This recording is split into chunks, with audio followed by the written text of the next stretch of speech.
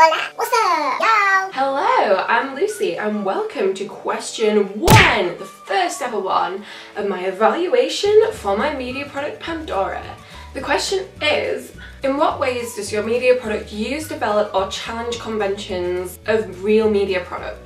And I used, developed and challenged a fair few, if I say so myself. So I had an initial plan and an idea and an agenda with my production scale list, but I found that this wasn't really my thing. I didn't like what I was doing, I wasn't enjoying it, and that's not something that should happen when you're doing AS media. It should be fun, it should be what you want to do. So I totally changed my idea. I found new ways to use, develop and challenge all of the conventions that I wanted to. And let's find out what the first section is by opening our little advent calendar of question 1.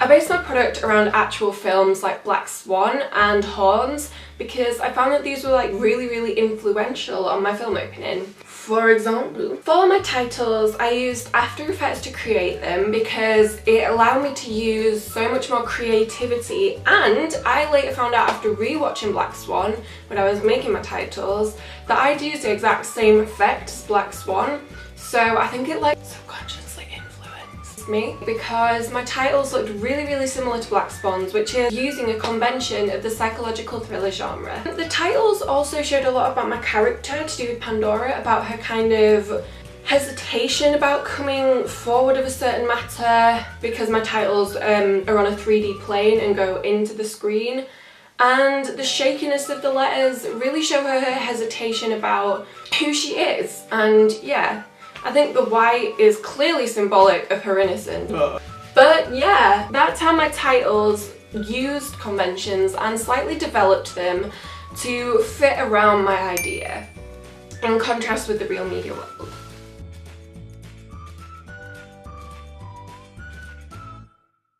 So, there are two types of sound in the media industry, as you will know, diegetic and non-diegetic. And I used mainly diegetic in my production, which was my own made music. This was because I found that non-diegetic didn't fit because I only had one character, and I didn't want Pandora talking to herself because I feel like that would have come later in the plot. Examples of using this in the media industry would definitely be a film like Black Swan. Black Swan uses only diegetic sound within the first 2 minutes, and I was really influenced by this film, and so this follows the convention, but the way I challenged that will perhaps be by using non-diegetic sound in my ident.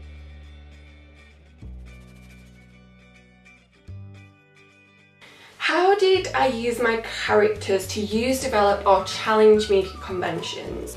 Well, I did a lot of challenging when it comes to characters, and I mean a lot. Mainly because in psychological thrillers and in real media products, the representation of women is quite often really stereotypical. There's features such as the woman being weak, being innocent, being helpless, in need of a male saviour. All of these conventions in real media products I followed, and this was something I found really hard to do because I really hate those stereotypes. I think women can be everything they want to be, as can men, equality, man. So quite often in psychological thrillers, women are represented as independent, which is a convention I really wanted to follow. But because of the plotline of my film, I had to contrast this and make my character really weak and innocent. It was something that I didn't really want to do, but I think would go way better with the plot of the whole film. And I'm not meant to make a whole storyline in 2 minutes, so setting up that basis for my audience expects them to think a certain way, but I'm guiding them the other way throughout the film. So with this representation in mind, I followed this convention with my singular female character of psychological thrillers towards the end of my film. But I used the stereotypical definition of a female in all genres, especially action adventure where they're like really weak and innocent, at the start of my film to contrast with at the end.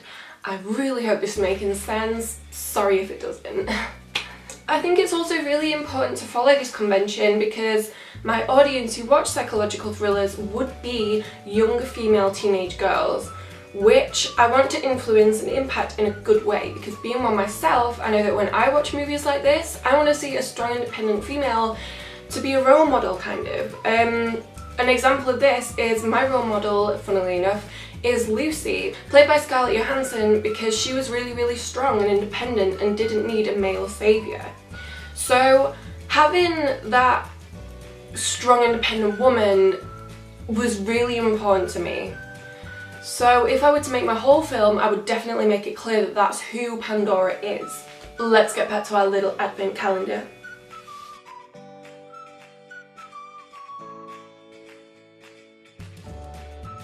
Is there any extra things you did to make your production follow, develop or use conventions?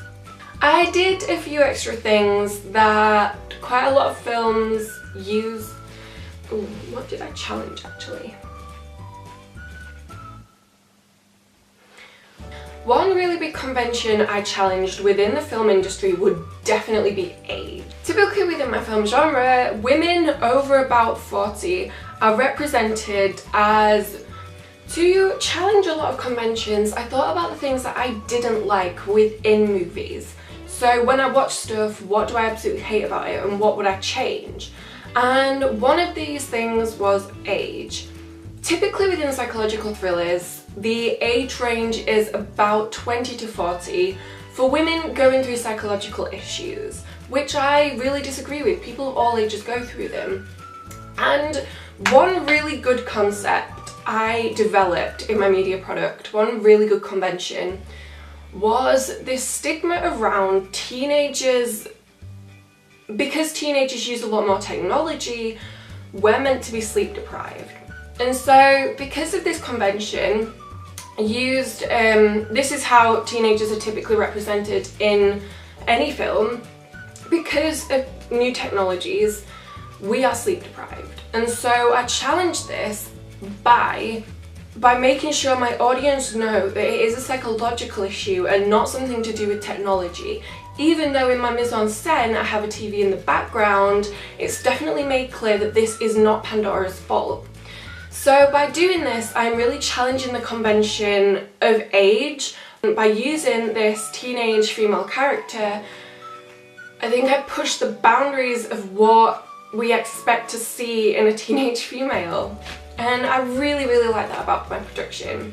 I have used and developed a lot of conventions which I don't particularly agree with in my production, but I think that is a good thing, because whilst I really want to make a unique film for a niche demographic, I also want to make sure my audience enjoy it. And part of enjoying it is looking at the conventions already there and saying, well, you know, if they're already there, then they obviously work. But then again, everything's up for debate.